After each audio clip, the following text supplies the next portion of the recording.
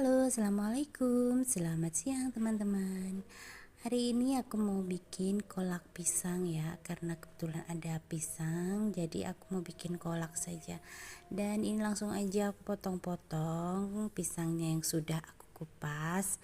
Oh ya teman-teman, ini aku lagi pilek, jadi suaraku agak serak-serak gitu ya, berat begitu.